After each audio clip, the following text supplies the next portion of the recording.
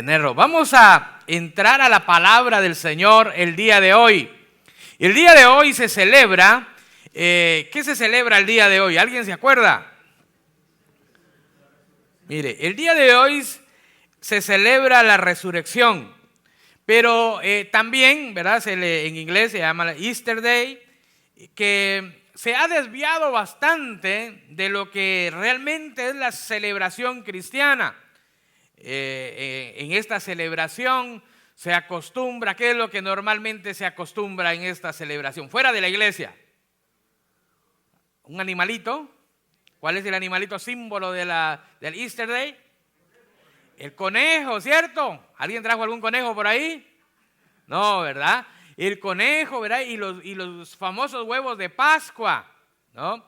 Interesante poder ver de dónde viene esta celebración, de dónde viene esta historia o esta tradición, por así decirlo. ¿Sabe usted que eso se remonta por allá, por el siglo XIII? Y ahí en el siglo XIII, ¿verdad?, empezaron a hacer estas celebraciones. Y esto fue en Alemania, donde se empezó a hacer, nada que ver con lo religioso, nada que ver con la celebración cristiana, sino que ellos estaban celebrando la terminación del invierno y el inicio de la primavera. Y en esa celebración, pues se celebraba la vida, que todo empezaba otra vez a florecer y empezaban las hojas verdes, las flores y todo el asunto. Y entonces empezaban a ellos a pensar en la fertilidad. Y cuando pensaban ellos en la fertilidad, entonces buscaron algo que simbolizara la fertilidad. Y usted sabe cómo se reproducen los conejos, ¿verdad? Son muy famosos por eso. Y entonces de ahí toman la idea de la fertilidad y la idea de los conejos. Entonces ellos, nada que ver con lo cristiano, ellos empiezan a celebrar con los conejos. Pero después de un tiempo, ¿verdad?, entonces el cristianismo llegó a esas zonas. Y entonces verán, ¿no?, que ya tenían la mascota del conejo adoptada para esa festividad. Entonces lo que hicieron, bueno, vamos a ponerlo aquí junto. Como está terminando la cuaresma, ¿verdad?, donde no se come carne, pues vamos a poner los huevos para la celebración. Y entonces unieron los huevos de la celebración, ¿verdad?, con el conejo de Pascua, que supuestamente los huevos estaban relacionados con la cuaresma de la tradición católica. Y entonces vienen y unen estas dos y empiezan a hacer la celebración. Pero después, para ponerlo más atractiva, los huevos, primero eran huevos literales, ¿verdad?, que intercambiaban, ¿verdad?, los niños y todo el mundo. Pero después de eso dijeron, bueno, para que sea más atractivo, le vamos a poner chocolate. ¿Y a quién no le gusta el chocolate, no? Bien atractivo. Y ahora sigue, después de varios siglos, sigue esa tradición donde usted puede ver, ¿verdad?, afuera unos conejos grandes y hay unos huevos que esconden durante esta temporada. Es interesante. Esta semana yo hablaba con unas personas y les decía, bueno, ¿qué va a ser este día de resurrección? Y ellos me decían, bueno, como es un día donde no voy a trabajar, voy a aprovechar para estar en familia y ahí voy a ver qué hacemos con los niños. Mire, es diferente cuando nosotros tenemos nuestra fe puesta en Cristo. Hoy quiero hablarle acerca de los desafíos de la resurrección. ¿Qué desafíos hubieron en el tiempo de la resurrección? Y en ese tiempo de la resurrección hubieron varios desafíos. Hoy lo que les voy a estar comentando está basado en Lucas capítulo 24. Lucas capítulo 24, verso 1 en adelante. Voy a tratar de cubrir todo el capítulo. No necesariamente se lo voy a leer, pero se lo voy a narrar lo que pasó el primer día de la semana, muy de mañana. Es interesante para poder ir entendiendo este contexto, que el primer día de la semana, ¿cuándo es el primer día de la semana? El domingo, ¿verdad? Algunos creemos que es el lunes, ¿verdad?, porque es el primer día de trabajo, pero no. Realmente el primer día de la semana es el día domingo. Entonces un día domingo, muy de mañana, Dice la palabra del Señor que vinieron al sepulcro trayendo especies aromáticas que habían preparado, ¿verdad? Y algunas mujeres venían y hallaron que en el sepulcro la piedra estaba removida. No estaba la piedra. Para poder entender bien el cuadro, recuerde que en aquellos entonces hacían ciertas cuevas y ahí en esas cuevas ponían una piedra grande para poder taparla. Esa era la tapadera que tenía el sepulcro. Y entonces pusieron esa piedra, muchos hombres tenían que mover esa piedra y ponerla ahí. Eso quedaba sellado, ¿verdad?, por mucho tiempo. Pero ¿sabe algo interesante? Que lo que hacen estas personas ponen a soldados a cuidarla, ¿verdad? No sea que los discípulos vengan en la noche, roben el cuerpo y empiecen a armar cierta cosa por ahí. Le ponen soldados afuera, pero cuando vienen estas mujeres muy de mañana, mire, no está la piedra puesta. Y ahora ellos vienen y en ese momento que ellas vienen, lo que encuentran es a alguien que está ahí. Dice la palabra del Señor en el verso 5, que ellas tuvieron temor y bajaron su rostro a tierra. Pero ¿sabe que aquellos ángeles que estaban aquí, aquellos personajes les dijeron: ¿por qué buscáis entre los muertos al que vive? Mire qué interesante. Pero mire, hermanos, estos son los desafíos grandes. En el verso 6 dice: he aquí, Él ha resucitado. ¿No se acuerdan ustedes lo que Él habló cuando estaba en Galilea diciendo: es necesario que el hombre sea entregado en manos de pecadores y que sea crucificado y que resucite al tercer día? Ahora, hermanos, Jesús les había explicado a ellos. En otro pasaje bíblico dice: yo doy mi vida por ustedes, nadie me va a quitar la vida. Yo voy a dar mi vida por ustedes, pero voy a resucitar al tercer día. Ellos lo sabían, pero ¿sabe qué? A la mera hora de la hora, olvidaron aquello. La fe les falló y ahora ellas resignadas venían, bueno, vamos, ¿verdad?, a ir al sepulcro. Pero ahora este personaje los confronta y les dice: ¿qué pasó con su fe? ¿Qué pasó con lo que ustedes creían? Y entonces ellas se acordaron de aquellas palabras y volvieron del sepulcro, dice el verso 9, y dieron aquellas buenas noticias a los 11. Y entonces, ¿verdad?, y a todos los demás, estaba María Magdalena y Juana y María, madre de Jacobo. Mire, hermanos, pero dice el verso 11, más a ellos les parecía locura las palabras de ellas. Están locas, ¿cómo va a ser posible? Qué interesante, hermanos. Andaban con Jesús.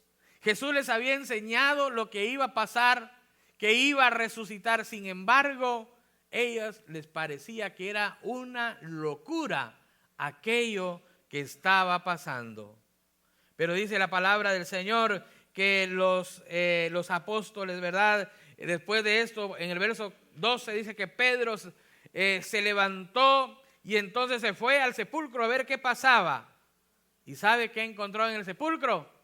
Los lienzos donde habían puesto a Jesús. Mira, hermano, qué interesante. Y se fue a casa maravillándose de lo que había sucedido. Ahora él estaba maravillado de aquello que Dios había hecho. Mire, hermano, mire, esto es interesante. La resurrección, ¿por qué es tan importante la resurrección? La resurrección es importante, hermanos, porque en la resurrección se confirmó que realmente Jesús era Dios, que no era un charlatán más, no era alguien que nada más estaba diciendo: mire, tiene esto. No sé si usted se recuerda, ¿verdad?, que en nuestros países hay personas que se ponen ahí, mire, y ahí le están vendiendo de todo. Aquí está la raíz de no sé qué, y esto le cura, y mire, le cura como 100 enfermedades. ¿Alguien se acuerda de eso? ¿Sí o no? Y ahí, ¿verdad?, le ponen ahí, mire, esta es la pata de mula, ¿no? Y la pata de mula le cuida. ¿Sí ha escuchado que hay una pata de mula? ¿verdad? Y entonces le empiezan a vender y esto, olvídese, esto le va, si es posible lo resucita, ¿no?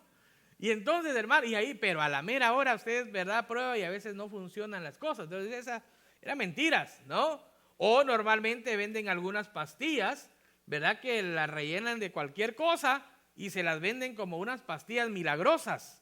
Ya cuando usted llega, eso no tiene el efecto que supuestamente ellos le están prometiendo que tenía. ¿Sabe? Después de que Jesús enseñó, habían muchos más que habían enseñado antes. Habían profetas tremendos que habían hecho milagros, pero ellos no habían resucitado. La clave de poder descifrar quién era el Cristo, el Mesías de Dios, era la resurrección. Entonces, ¿por qué estaban tan tristes aquellos discípulos? ¿Por qué estaban tan tristes? Porque si Jesús no hubiera resucitado, hermanos, ahí se hubiera acabado todo completamente. Ahí, ¿verdad? Se acababa todo y no había vuelta de hoja. No había otra opción, ¿verdad? Que cada uno seguir con la vida que tenía antes. Y es interesante que si usted lee lo que pasó después de la muerte de Jesús, que algunos de ellos regresaron a su trabajo, regresaron a la pesca, vámonos de vuelta a la pesca. Y mira, hermano, ya, pues, ¿qué más? ¿Vas conmigo? Pues vámonos, ¿no? Ellos se fueron a la pesca, estaban desilusionados, desanimados. Imagínense, pongámonos por un momento en los zapatos de aquellos apóstoles, aquellos discípulos que habían estado con Jesús, que habían caminado a la par de Jesús. ¿Cómo se sentían al saber, verdad? Al poder enterarse de que el maestro se había muerto, lo habían torturado, ellos mismos habían sido, ¿verdad? Testigos de la tortura, los fueron a enterrar en un sepulcro, habían soldados, se acabó, no había más esperanza. Lo único que había era una promesa. Había una promesa que él mismo les había hecho: yo voy a resucitar, no se va a terminar todo ahí, yo voy a resucitar al tercer día. Mire qué interesante, hermanos, que después de que pasa todo esto, hay otros dos que van camino a Emaús, a una ciudad, ¿verdad? Van de regreso y ahí van platicando, diciendo, sí, pues qué triste lo que pasó, ¿verdad? Sí, me imagino cómo iban aquellos. Me imagino que iban, ¿verdad? Agachados, tristes, recordando todo lo que habían vivido, las bonitas enseñanzas, pero al final lo mataron, se terminó. Pero Jesús les había dicho, quédense en Jerusalén. Eso quería decir que ellos estaban tan desilusionados que ya iban otra vez de vuelta. Pero sabe que en el camino se les une a alguien. Y ahí cuando ellos iban camino a Emaús, en el verso 17 les dijo, ¿qué pláticas son estas que ustedes tienen mientras caminan? ¿Y por qué están tan tristes? Qué interesante pregunta. Lo que ellos platicaban. ¿Sabe algo interesante, hermanos? Lo que nosotros hablamos va de acuerdo con como nosotros nos sentimos. ¿Se ha puesto a pensar eso? Si usted se pone a hablar cosas tristes, ¿verdad? Usted se va a poner triste. Desilusiones, tristezas, angustias, todo eso, usted lo va a reflejar. Ellos estaban hablando lo que había en su corazón y lo que había en su corazón lo estaban reflejando en su rostro. Ahora ellos tenían tristeza, desilusión, aquel que podía salvarlos. Es más, ellos tenían la mentalidad, la mayoría de ellos, de que Jesús era el Mesías que los iba a salvar aún del gobierno romano. Esas eran las expectativas que ellos estaban teniendo. Vamos a ser libres del gobierno romano y ahora sí el Mesías es poderoso y si es capaz de poder tranquilizar las aguas. Y es capaz, ¿verdad?, de liberar a un endemoniado. Y es capaz de levantar un paralítico. Este Mesías nos va a salvar de la opresión. Pero en medio de eso, mire, ¡boom! Como que si usted estuviera, imaginémonos tener una fiesta afuera, al aire libre, y donde hay muchos adornos de papel y toda la comida está servida, pero nos olvidamos de poner una carpa. ¿Me está siguiendo? Nos olvidamos de cubrir ese lugar y tenemos la fiesta, ¿verdad? Y estamos ahí, de repente se empieza a poner oscuro, nublado, las nubes empiezan a llegar, aquellas nubes que se ven hasta negras. ¿Qué quiere decir eso? Y a los 5 minutos empiezan unas gotas de aquellas grandotas usted. Y un fuerte aguacero. ¿Cómo nos sentiríamos en la fiesta? Frustrados, enojados, ¿cierto? Nos echaron a perder la fiesta. ¿Verdad? Cada uno se va, se quedó la comida. Imagínense la comida con agua ahí. Las carnitas, usted ahí con agua y todo el asunto. ¿Sabe que emocionalmente eso estaba pasando a los discípulos? Estaban en lo mejor de la fiesta. 8 días antes, ¿verdad? Venían y todos celebraban: Hosana al Hijo de David, bendito el que viene en el nombre del Señor. Y había una gran celebración en aquel momento. Pero ahora, después que pasa todo esto, cae, ¿verdad?, el agua, cae, ¿verdad?, todo, y echa a perder toda la fiesta que ellos tenían. Y ahora cada uno desilusionado va hacia su casa. ¿Ha visto aquellos que son aficionados al fútbol? Y cuando van a ver un partido de fútbol, hasta llevan ahí la camisa, llevan hasta la gorra, llevan todo. Van felices a ver el partido de fútbol, van emocionados. Y que después pierde su equipo, ¿no? ¿Cómo regresan? ¿Cómo regresan a casa? Así estaban ellos. Su equipo había perdido. No había esperanza. Pero Jesús se les acerca y: ¿por qué están tristes? Y respondió uno de ellos, llamado Cleofas: ¿eres tú el único forastero de Jerusalén que no ha sabido de estas cosas? ¿Qué cosas? Y ellos le dijeron: de Jesús Nazareno, que fue varón profeta, poderoso en obras y en muchas palabras delante de Dios y todo el pueblo. Y empiezan a contarle toda la historia de quién había sido Jesús. Pero iban agachados, iban tristes, que no se daban cuenta que iban hablando con Jesús mismo. Y mire qué les dice Jesús. A veces Jesús les hablaba fuerte a usted. Verso 24, y ellos todavía le siguen diciendo: y algunos de los nuestros fueron al sepulcro y hallaron así como las mujeres habían dicho, pero a él no le vieron. Entonces Jesús les dijo: oh insensatos y tardos de corazón para creer todo lo que los profetas han dicho. ¿Sabe cómo dice la Nueva Traducción Viviente? Entonces les dice: necios son. ¿Les cuesta tanto creer todo lo que los profetas escribieron en las Escrituras? Amados hermanos, no era solamente que Jesús lo había dicho. Están en todas las Escrituras sobre el Mesías, qué iba a pasar con el Mesías. Pero sabe que las circunstancias que estaban viviendo eran tan fuertes que ellos no lograban entender lo que estaba pasando. ¿Sabe algo interesante? Muchas veces las circunstancias que nos pasan, lo que hay a nuestro alrededor, están cegando nuestra vista y no nos dejan a nosotros apreciar lo que realmente Dios quiere hablarnos, lo que realmente Dios quiere mostrarnos. Las situaciones nos tienen cegados. ¿Ha visto usted eso alguna vez? Que le está pasando un problema y estamos cerrados, no miramos. Nos están diciendo, mire, a mí me ha pasado, yo he hablado con personas, le estoy diciendo las cosas y su mirada está así, mire, mirando para otro lado. ¿Qué me dijiste? ¿De qué estábamos hablando? Estamos perdidos, estamos tan metidos en el problema que no logramos ver más allá, que no logramos ver qué es lo que Dios nos está diciendo, qué Dios quiere que nosotros hagamos. ¿Cuáles son las circunstancias que nosotros estamos viviendo? ¿A qué nos llama este momento, este tiempo de la resurrección? ¿A qué nos desafía a nosotros? Quizás estamos similares a los discípulos. Nos hemos hecho ciertas ideas acerca de lo que Dios va a hacer en nuestras vidas. Ojo con eso. Cosas que quizás Dios no lo ha dicho, pero nosotros nos lo imaginamos y creemos, bueno, esto va a ser de esta manera porque yo lo pienso de esta manera. Pero quizás Dios no lo ha dicho de esa manera. y estamos tan cerrados. Llegamos a enojarnos, a frustrarnos con Dios por la vida que estamos viviendo. Pero ¿sabe qué? Nosotros necesitamos, como los discípulos, tener ese tiempo con Jesús, escuchar a Jesús. Mire qué pasó después de la resurrección.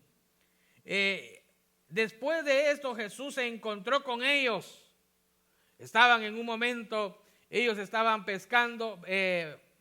En el verso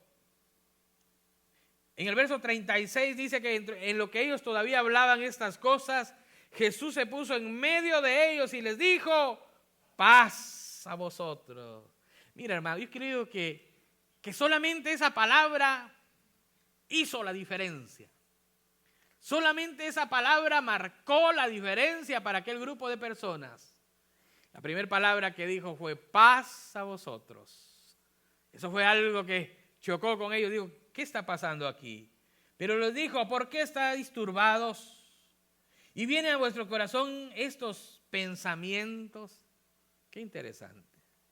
Primero Dios le dice esta mañana: paz a vosotros. La segunda pregunta que Dios le hace a usted el día de hoy: ¿por qué vienen estos pensamientos a vuestros corazones?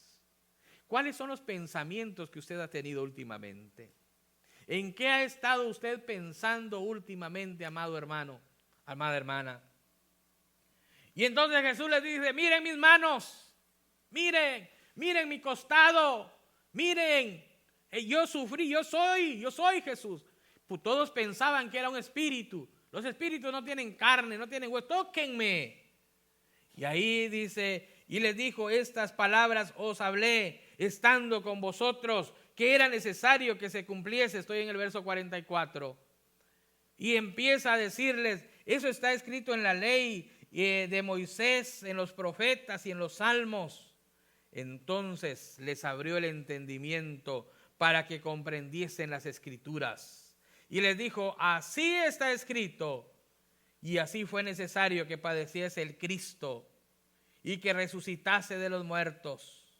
Y mire, hermano, el 47, y que se predicase en su nombre el arrepentimiento y el perdón de pecados en todas las naciones, comenzando desde Jerusalén, y vosotros sois testigos de estas cosas.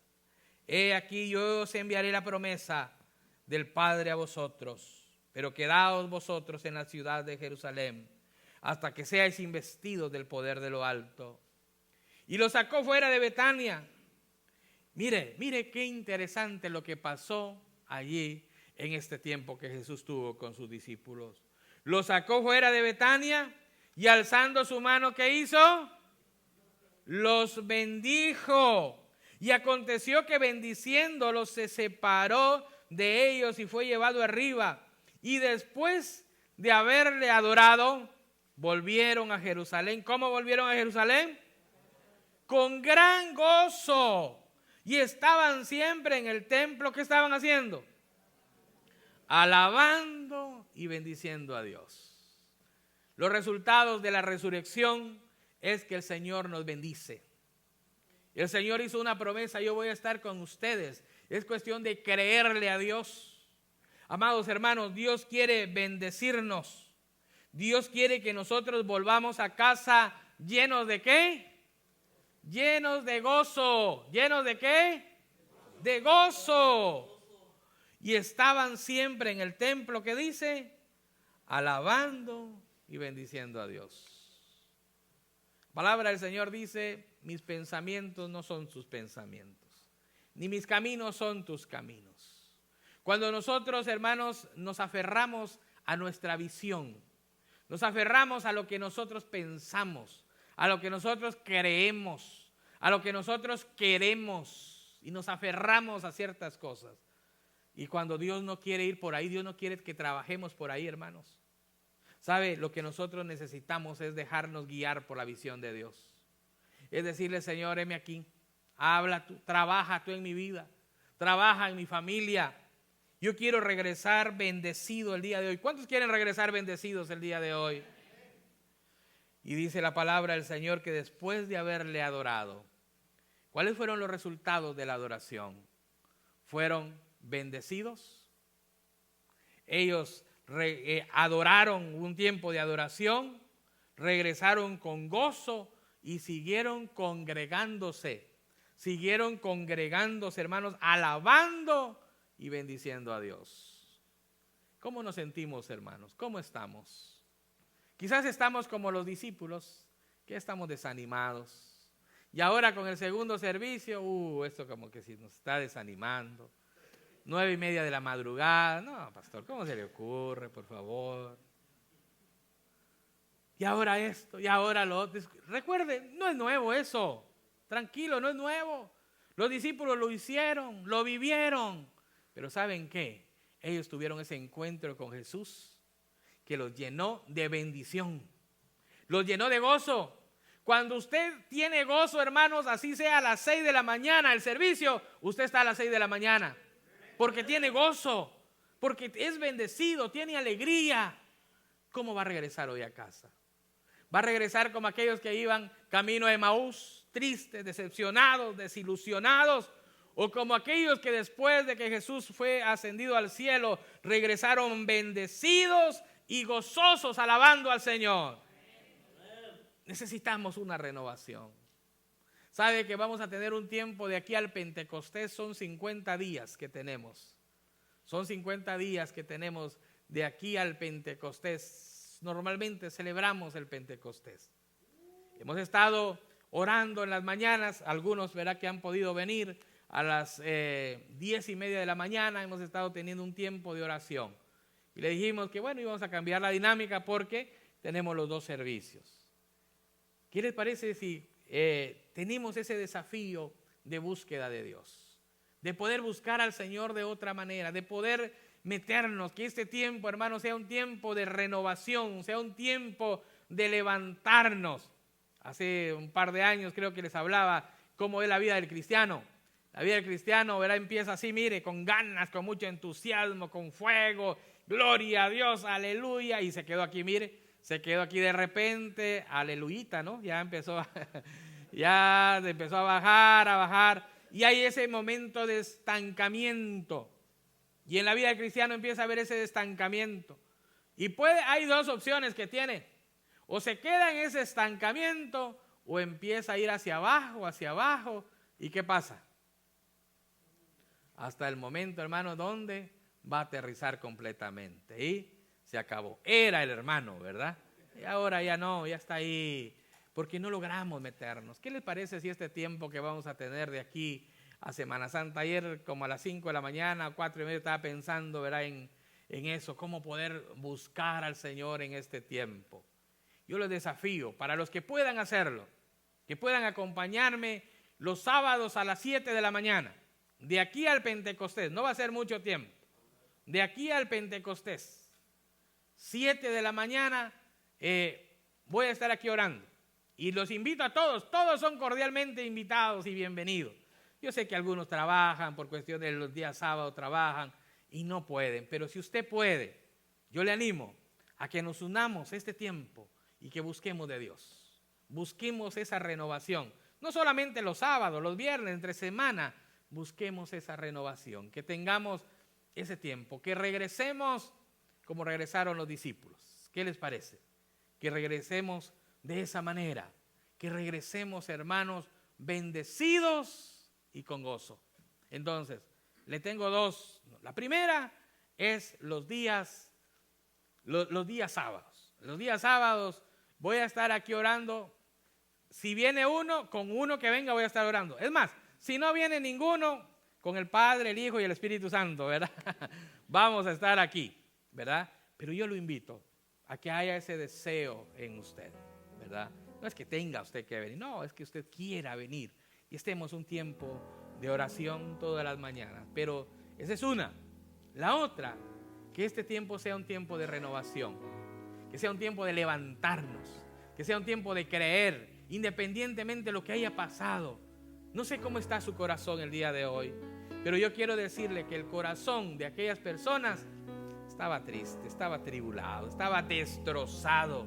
Los discípulos que un día habían estado ahí presenciando milagros, hoy estaban por los suelos. Pero hubo un tiempo de bendición. ¿Qué le parece si nos tomamos este tiempo? Véngase aquí al frente. Vamos a tener ese tiempo de decirle, Señor, yo quiero que tú renueves mi vida. Yo quiero que tú me des nuevas fuerzas, Señor. Yo quiero vivir de una manera diferente. Véngase para acá el día de hoy. Digámosle al Señor, Señor, yo quiero empezar una vida diferente. Yo quiero tener una renovación, Señor. Así como tú te levantaste un día, Espíritu Santo, que este tiempo tú me renueves. Tú me des nuevas fuerzas, Señor.